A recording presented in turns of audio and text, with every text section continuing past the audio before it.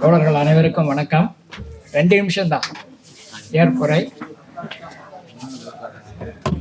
ஏனென்றால் ஒரு 50 ஆண்டு கால இலக்கிய பயணத்தை 5-10 நிமிடங்களுக்குள் சொல்ல முடியுமா என்று தெரியவில்லை. இரண்டாவது, அமைப்போடு 1980கள் தொடங்கி இன்று வரை 46 ஆண்டுகளாக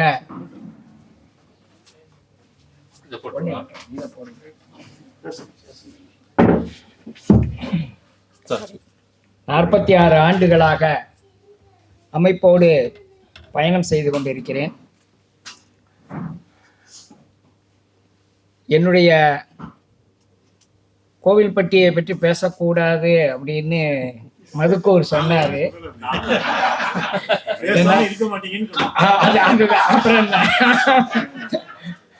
ஆனால் கோவில்பட்டி இல்லை என்றால் நான் இல்லை. நான் நேற்று கூட பூமணியினுடைய புகழஞ்சலி கூட்டத்தில் பேசும்போது தொடங்கியதே, கோவில்பட்டியில் 8 பேர் சாகித்ய அகாடமி விருது பெற்றிருக்கிறார்கள் என்றால் அப்படிதான் தொடங்குவேன். எங்கேயுமே எல்லா இடங்களிலும் நான் அப்படித்தான் தொடங்குவேன். அதற்கு காரணமாக நான் கருங்கண்ணி பருத்தி என்ற ஒரு பருத்தியை சொன்னேன் நேற்று பேசும்போது. ஏனென்றால் கிபி 15ஆம் நூற்றாண்டுக்கு முன்பு வரை கோவில்பட்டி என்ற ஊரே கிடையாது, வெறும் காடு. 15ஆம் நூற்றாண்டில்தான் ராணி மங்கம்மாள் மதுரையிலிருந்து திருநெல்வேலி வரை ஒரு சாலையை போடுகிறார், மண் சாலை. அந்த சாலை குறுக்காக போன இடத்துல ஒரு சின்ன குக்கிராமம். 1910 வரை பக்கத்தில் இருந்த மூப்பம்பட்டி என்பதுதான் தாய் கிராமம் கோவில்பட்டிக்கு. 1910 வரை அது சாத்தூர் தாலுகாவில் தான் இருந்தது. லட்சுமிகாந்தன் தலைமையில தான் நாங்கள்லாம் இருந்தோம். 1929 வரை ஓட்டப்படாரம் தாலுகாவில் இருந்தது கோவில்பட்டி. 29ற்கு பிறகுதான் கோவில்பட்டி என்ற ஊராக அது மாறுகிறது. அதற்கு முன்பாக இந்த கருங்கண்ணி பருத்தி என்கிற அந்த ஒரு பருத்தி செடியினால்தான் வெள்ளக்காரன் வந்து கோவில்பட்டியில் மில்லு தொடங்குறான். சாசன் அண்ட் கோ என்கிற பிரிட்டிஷ்காரர் இங்கே வந்து ஒரு மில்லை தொடங்குகிறார். அதுதான் லாயல் மில். அதுதான் முதலாக கோவில்பட்டியில் தோன்றிய மில். 1875 வேல்ஸ் இளவரசர் கோவில்பட்டி ரயில்வே ஸ்டேஷனை திறந்து வைக்கிறார். இந்த ரயில்வே தண்டவாளத்தில் அவரும் எட்டயபுரம் அரசரும் ஒரு ஸ்பெஷல் ட்ரெயினில் வந்து தண்டவாளத்தை திறந்து வைக்கிறாங்க. அந்த வரலாற்றுக்கு பிறகுதான் இந்த 1891 லாயல் மில் தொடங்கப்படுகிறது. அதற்கு இன்னொரு காரணமும் இருக்கு, இன்னொரு முக்கியமான விஷயமும் இருக்கு. கொஞ்ச நேரம் ஆயிருமோ?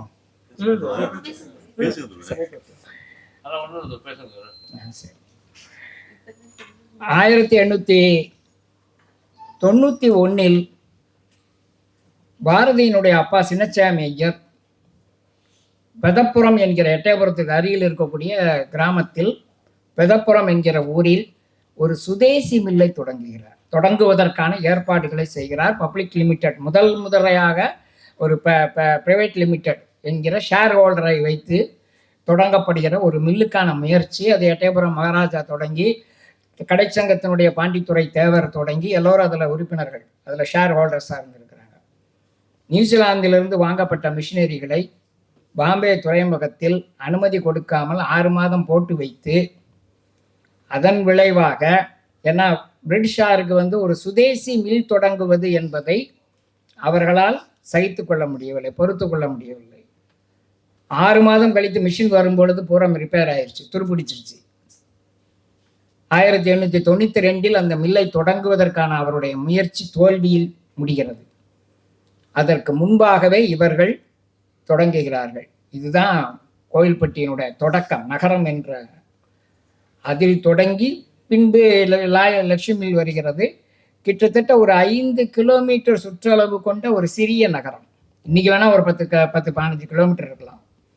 ஆனால் நான் அதாவது பள்ளி பருவத்தில் படிக்கும் போதெல்லாம் வந்து இந்த மில்லுக்கும் அந்த மில்லோட முடிஞ்சு போயிடும். 2 மில்லு தான்.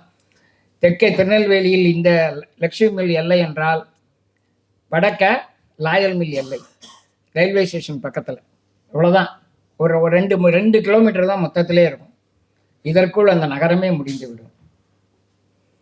எப்படி அந்த நகரத்திலிருந்து இத்தனை எழுத்தாளர்கள் வந்தார்கள்ங்கிற கேள்வி இருக்கு இல்லையா?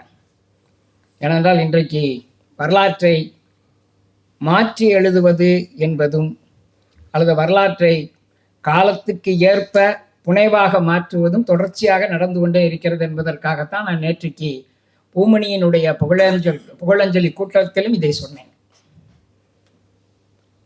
பீரா தொடங்கி யாரெல்லாம் ஒரு லெஜெண்டாக மாறுகிறார்களோ உடனடியாக அவர்கள் ஏதோ அவர்களே சுயம்புவாக உருவாகி அவர்களாகவே ஞானம் பெற்று அவர்களாகவே இலக்கியத்திற்குள் சாதனைகளை படைத்தார்கள் என்கிற ஒரு பிம்பத்தை எல்லோருமே கட்டமைக்கிறார்கள். ஆனால் இந்த மில் தொடங்கிய பிறகுதான் அங்கே ஒரு இடதுசாரி இயக்கம் வருகிறது, விவசாய தொழிற்சங்கங்கள், விவசாய சங்கங்கள் வருகிறது. ஏற்கனவே மானாவாரி பூமி, மழை இல்லை, இதெல்லாம் பிரச்சனைகளோடு சேர்ந்து தான் அங்கே விவசாய சங்கம் தொடங்குகிறது. வேறு எங்கும் இல்லாத அளவுக்கு 2 நெல்லை சதி வழக்குகள், வெள்ளைக்கார சுதந்திரத்திற்கு முன்பு ஒன்று, சுதந்திரத்திற்கு பிறகு ஒன்று, 2 சதி வழக்குகள். அதன் விளைவாக மக்கள் இயக்கங்கள், தொழிலாளர் போராட்டங்கள், இவ்வளவும் சேர்ந்தது. 1942 முதல் முறையாக மதுரை அமெரிக்கன் கல்லூரியில் படித்த எட்டக்காப்பட்டி முத்துசாமி என்கிற ஒரு படித்த விவசாயியை சென்று அழகிரிசாமியும் கீராவும் சென்று சந்திக்கிறார்கள். அவர்தான் வந்து இவருக்கு இவங்க 2 பேருக்கும் ருஷ்ய நாவல்களை படிக்க கொடுக்கிறார்கள். குறிப்பாக செக்காவை கொடுக்கிறார்கள். நீங்கள் அந்த செக்காவை வாங்கி படித்த பிறகு அழகிரிசாமி கொஞ்ச நாள் இந்திய கம்யூனிஸ்ட் கட்சியினுடைய செயலாளராக இருந்தார். கீரா இந்திய விவசாயிகள் சங்கத்தினுடைய தலைவராக இருந்தார். இந்த பின்னணி எல்லாம் இருக்கிறது. நான் அதுதான் சொல்ல வந்தேன். அதே போலதான் பூமணியும். பூமணி ஆரம்பத்தில் தாமியோச்சாவில் இருந்தார். அதற்கு பிறகு மக்கள் கலை இலக்கிய கழகத்துக்கு போனார். அவருடைய இந்த மக்கள் கலை இலக்கிய கழகத்தில் இருக்கும்போது தான் வெக்கை என்ற நாவலை எழுதுகிறார். வெக்கை என்ற நாவலை வாசித்தவர்களுக்கு தெரிந்திருக்கும். அது தீவிர இடதுசாரிகள் பின்பற்றிய, அந்த காலத்தில் பின்பற்றிய அனிகலேஷன் தியரியை பின்பற்றியது, அடியொற்றிய நாவல் அது. அதனாலதான் தனிநபர் வன்முறையை அது அந்த நாவல் முன்வைத்து பேசும். ஆமா, அதற்காக அவர் கியூ பிராஞ்சால் விசாரிக்கப்பட்டவர்.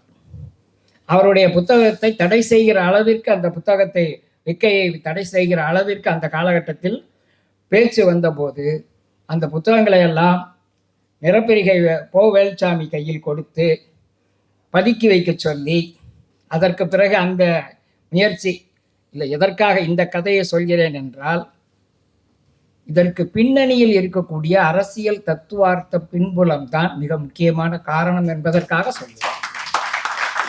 அந்த கோவில்பட்டியில் இருந்து தான் நானும் வந்தேன் என்பதற்காக சொல்கிறேன். அதனால எங்க போனாலும் நான் கோவில்பட்டியை சொல்லுவேன்.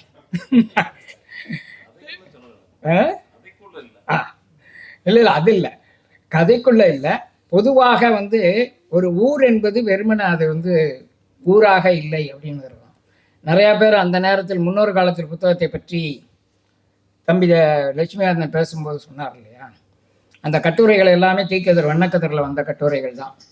வந்த போது மதுரையில் இருந்த தோழர்கள், நம்ம தோழர்கள் தான் கேட்டாங்க, இப்போ கோயில்பட்டியில் மட்டும்தான் ஏதோ கம்யூனிஸ்ட் கட்சி இருந்த மாதிரியும் மார்க்சிஸ்ட் கட்சி இருந்த மாதிரியும், அங்கே மட்டும்தான் தோழர்கள் வந்து இப்படி நடந்துக்கிட்ட மாதிரியும் ஒரு புலகாங்கிதம் பட்டு எழுதியிருக்கிறியே அப்படின்னு சொன்னாங்க.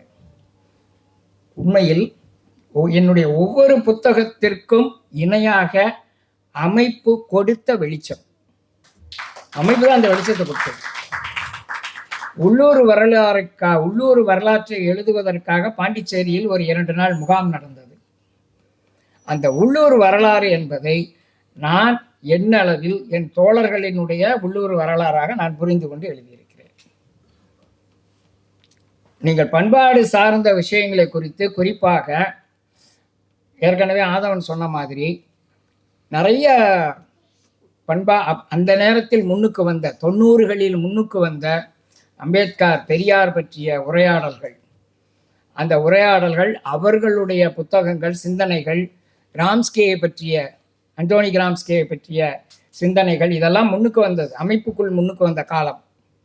ஆனால் நாங்கள் 81 படிகள் பத்திரிகையில் வந்த கிராம்ஸ்கியினுடைய கட்டுரையை படித்துவிட்டு கோவில்பட்டியில் விவாதித்திருக்கிறோம். கோவில்பட்டியை நான் சொல்றதுக்கு காரணம் நிறையா இருக்கு, இருந்தாலும் இப்போ நேரம் காணாது அதெல்லாம் சொல்றதா இருந்தார். ஏனென்றால் 1982 பிகாசோவினுடைய பிறந்தநாள் நூற்றாண்டை ஓவிய கண்காட்சியாக நடத்தியது கோவில்பட்டி. இந்தியாவிலே எங்கேயும் நடக்கலை.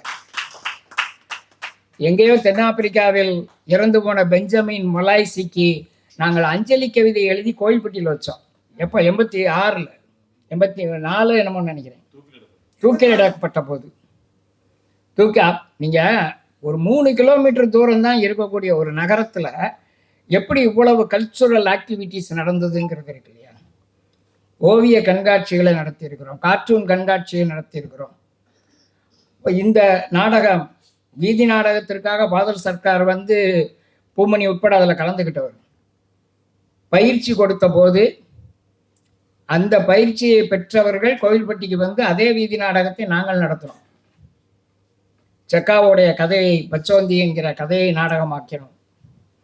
பூமணியினுடைய வலி என்கிற கதையை நாடகமாக்கினோம். அப்போல்லாம் காலேஜ் படிச்சுக்கிட்டு இருந்த காலம். முதல் எங்களுடைய நாடக அரங்கேற்றமே இடைசேவல் கிராமத்தில் கீராவினுடைய ஊரில் இருக்கக்கூடிய மந்தையில் தான். அப்போ கீரா நாங்கள்லாம் பையங்க, சின்ன பையங்க. எங்களை பின்னாடி வாரம் அவர் முன்னாடி போகிறாரு. எல்லோரும் நாடகம் போட வாங்க, நாடகம் போடுறாங்க, வாங்க பார்க்க வாங்கன்னு சொல்லி மந்தை திடலுக்கு, அந்த கிராமத்தினுடைய மந்தை திடலுக்கு அழைத்து சென்று எங்களை நாடகம் போட வைத்தவர் அவர் தான். கீரா தான் முதல் துவக்க புள்ளி. இப்போ திரைக்கலைஞர் சார்லி தான் எங்கள் நாடக டீம்லேயே ஸ்டார். அவர் தான் சூப்பர் ஸ்டார். அப்படி நாடகங்கள், அதே நாடக குழு சிருஷ்டி என்கிற நாடக குழுவாக அமைப்பினுடைய சார்பாக மாறியது. சிருஷ்டி நாடக குழுவில் தொடர்ச்சியாக ஒரு 500க்கும் மேற்பட்ட நாடகங்களை போட்டு கொண்டிருந்தோம். அந்த நாடகங்களை கற்றுக்கொண்ட பிறகுதான் எந்த ஊருக்கு போனாலும் ஒரு நாடக குழுவை உருவாக்குவது. அன்பரசு சொன்னார் இல்லையா, அவங்க ஊரில் ஒரு தீட்சண்யா நாடக குழுன்னு நினைக்கிறேன், தீட்சண்யா நாடக குழு, திருச்சியில் ஒரு நாடக குழு. எங்கே போனாலும் இந்த நாடகங்கள் பூரா கோயில்பட்டியிலேருந்து எடுத்துகிட்டு போனது தான்.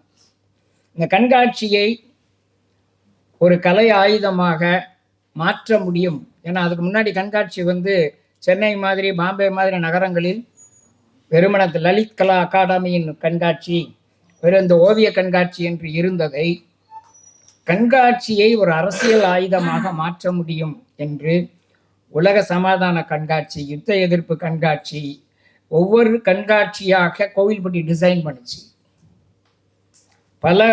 பல விஷயங்களில், கலையரவு உட்பட பல விஷயங்களில் கோவில்பட்டியினுடைய பங்களிப்பு அமைப்புக்கும் சரி, ஒட்டுமொத்த கலை இலக்கிய செயல்பாடுகளுக்கும் சரி, ஏராளமான செயல்பாடுகளை இன்று வரை செய்துக்கிட்டு இருக்குன்னு தான் சொல்லுவேன். அதனால்தான் நான் எங்கே போனாலும் முதல்ல எங்கள் ஊரை பற்றி தான் பேசுவேன்.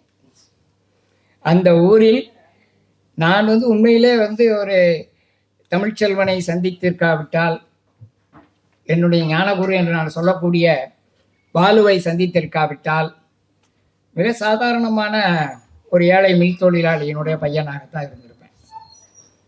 இவர்களையெல்லாம் சந்தித்த பிறகு ஏற்பட்ட மாற்றம் என்பது அதுதான் மிக முக்கியமானது. நான் இப்படி ஒரு கவிதை எழுத வேணும், கதை எழுத வேணும் அப்படிலாம் எந்த கற்பனையும் நான் பண்ணதே கிடையாது. அதற்கெல்லாம் மிக அடிப்படையான காரணம் அமைப்பு தான். தமிழ்நாடு முற்போக்கு எழுத்தாளர் சங்கம் என்று அப்போது இருந்த அந்த அமைப்பு தான். அந்த அமைப்பின் வழியாக நாங்கள் சமூக மாற்றத்திற்காக கனவுகள் கண்டோம். உண்மைதான். நாங்கள் பால்வண்ணம் தான், எங்களுடைய கோவில்பட்டி புரட்சிக்கு தலைமை தாங்குவது பால்வண்ணம் தான் என்று நாங்கள் தீர்க்கமாக நம்பியிருந்தோம். அப்படிதான் நாங்கள் எல்லாத்தையுமே கற்பனையாக பேசிக்கிட்டே இருப்போம். அப்போது வாசித்த புத்தகங்கள், சோவியத்து நூல்கள் தொடங்கி எல்லாமே. ஆமா, புரட்சி. ஆமா, புரட்சி கந்தசாமி என்கிற அந்த கட்டுரை எழுதுவதற்கு காரணம் திருவண்ணாமலையில் இருந்த புரட்சி நடராஜன். அவரை பார்க்கும் போதெல்லாம் எனக்கு அது தோணும். இப்படி நான் வந்து எங்கெல்லாம் சென்றேனோ அங்கெல்லாம் நான் அமைப்பு சார்ந்த மனிதன் தான். உண்மையிலே வந்து நான் அமைப்பு சார்ந்த மனிதன். எந்த இடத்திலும் நான் வந்து அமைப்பை தாண்டி அமைப்பை மீறி வெளியே எங்கேயுமே எதுவுமே பேசுனதே இல்லை. அமைப்புக்குள்ளே பேசுவேன். சண்டையெல்லாம் போட்டிருக்கிறேன், கலப்பரட்டெல்லாம் சொல்லியிருக்கிறேன், அது வேற விஷயம். ஆனால் அமைப்பை தாண்டி நான் எங்குமே வந்து வெளியில் எதுவும் பேசியதே இல்லை, பேசவும் மாட்டேன். ஏன்னா அதில் நான் வந்து எப்போவுமே உறுதியாக இருப்பேன். ஆரம்பத்திலிருந்து இன்று வரை அதில் உறுதியாக இருப்பேன். இது எல்லாவற்றும் வேறு ஒரு அடையாளம் என்றால் கலை இலக்கியம் சார்ந்து நான் வந்து ஒரு மிக தீவிரமாக எனக்கென்று ஒரு சில கோட்பாடுகளை நான் உருவாக்கிக்கிட்டு இருக்கிறேன்னு நினைக்கிறேன். அதில் ஒரு பகுதி தான் சிறார் இலக்கியம். எதெல்லாம் இங்கே இடைவெளி இருக்கிறதோ, எதெல்லாம் இங்கே வெற்றிடங்கள் இருக்கிறதோ, அந்த வெற்றிடங்களில் நாம் முயற்சி செய்ய வேண்டும். அந்த முயற்சி என்பது, ஏனென்றால் சிறார் இலக்கியத்தில் இன்றைக்கு ஒரு விழிப்புணர்வு வந்திருக்கிறது. அது வந்து நான் மட்டும் செஞ்சேன்னெலாம் சொல்ல மாட்டேன். நான், விஷ்ணுபுரம் சரவணன், ஆதிவள்ளியப்பன் போன்ற அனைத்து தோழர்களும், சாலை செல்வம், இப்படி ஒரு பெரிய டீமே இருக்கு.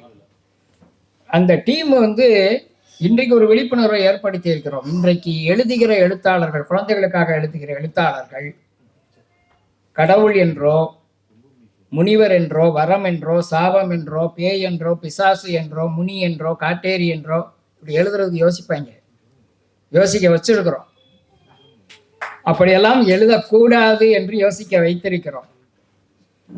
ஆனால் இப்படியெல்லாம் எழுதுகிற எழுத்தாளர்களும் இருக்கிறார்கள், அது இல்லைன்னுலாம் சொல்ல மாட்டேன். ஆனால் இன்றைக்கு புதிதாக எழுத வருபவர்கள் எதை எழுத வேண்டும் என்பதை ஒரு முறைக்கு இருமுறை அவர்களை சிந்திக்க வைக்கிற அளவிற்கு சிறார் இலக்கியத்தில் தோழர்கள் எல்லோருமே இணைந்து நாங்கள் செயல்பட்டு இருக்கிறோம். அப்படித்தான் வந்து நான் வந்து எல்லாவற்றையும் இணைத்து தான் பார்க்கிறேன். தனிப்பட்ட முறையில் நான் எழுதியிருக்கக்கூடிய இந்த புத்தகங்களினுடைய எண்ணிக்கையோ இதெல்லாம் வந்து ஒரு பெரிய பெருமையாக நினைக்கல. உண்மையிலே வந்து எனக்கு நேற்றுக்கு நினைவேந்தல் கூட்டத்தில் பூமணி இல்லாமல் பூமணியை புகழ்ந்துக்கிட்டு இருந்தோம். இன்னைக்கு என்னைய வச்சுக்கிட்டு புகழ்ந்துக்கிட்டு இருந்த மாதிரி இருந்தது ரெண்டுக்கும். ஏன்னா அது வந்து உண்மையிலே ஒரு பெரிய கூச்சம் தருகிற ஒரு விஷயம்தான். நம்மை வைத்துக்கொண்டே நம்மை பற்றிய புகழ்ச்சியை கேட்பது என்பது அப்படிலாம் ஒன்றுமே கிடையாது, எதுவுமே இல்லை. நாம் இன்னும் சென்றடைய வேண்டிய தூரம் எனக்குள்ள ஒரு வருத்தம் இருக்குது, அதை எல்லாருமே பகிர்ந்துக்கிட்டாங்க.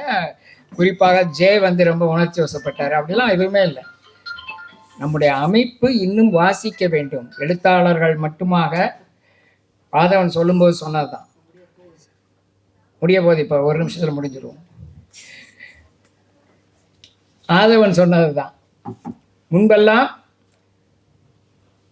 எழுத்தாளர்கள் சங்கத்தினுடைய ஒரு மாநில குழு கூட்டம் நடந்தால் யாரும் அந்த மண்டபத்தை விட்டு போக மாட்டோம், அங்கே தான் இருப்போம். எல்லோரும் உட்கார்ந்து கூட்டமாக பேசிக்கிட்டே இருப்போம். எல்லாம் கலை இலக்கியம் சார்ந்த உரையாடல்கள் நடந்து கொண்டே இருக்கும். எழுத்தாளர்கள் பேசிக்கிட்டே இருப்போம், 2 மணி 3 மணி வரைக்கும் பேசிக்கிட்டே இருப்போம். ஆனால் இப்போது கூட்டம் முடியும் போதே எல்லாம் வந்து பிரிஞ்சு கலைஞ்சு ஓடி எங்கெங்கோ போய் செட்டில் ஆயிடுறாங்க. ஏனென்றால் கலை இலக்கியம் சார்ந்த உரையாடல்கள் நம்மிடம் குறைந்து விட்டது. குறிப்பாக இலக்கியம் சார்ந்த உரையாடல்கள் மிகவும் குறைந்து விட்டது.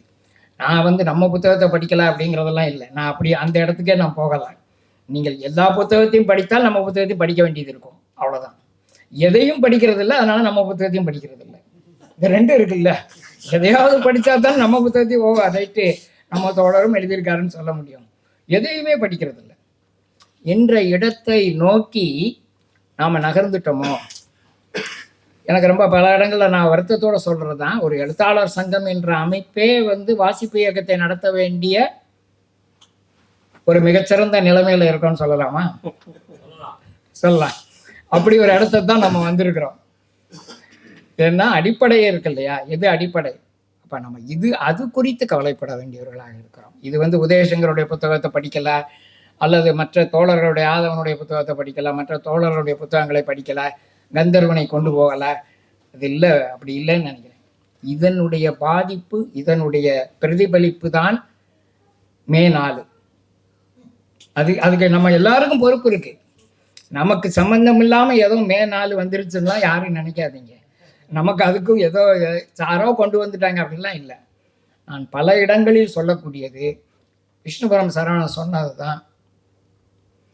இன்றைய குழந்தைகள் தான் நாளைக்கு வாசகர்களாக வரப்போகிறாங்க. இன்றைய குழந்தைகள் தான் நம்முடைய அமைப்புகளுக்கு வரப்போகிறாங்க. இன்றைய குழந்தைகள் தான் நாளைய மாற்றத்தை உருவாக்கப் போகிறவர்கள். இப்போ இன்றைய குழந்தைகளுக்கு நாம் எதை கொடுக்கிறோம், நாம் எதை வாசிக்கிறோம், இது ரெண்டும் இருக்கு. இரண்டும் கேள்விக்குரிய விஷயங்கள். அது குறித்து நாம் தீவிரமான உரையாடல்களையும் செயல்பாடுகளையும் செய்ய வேண்டும் என்று நினைக்கிறேன்.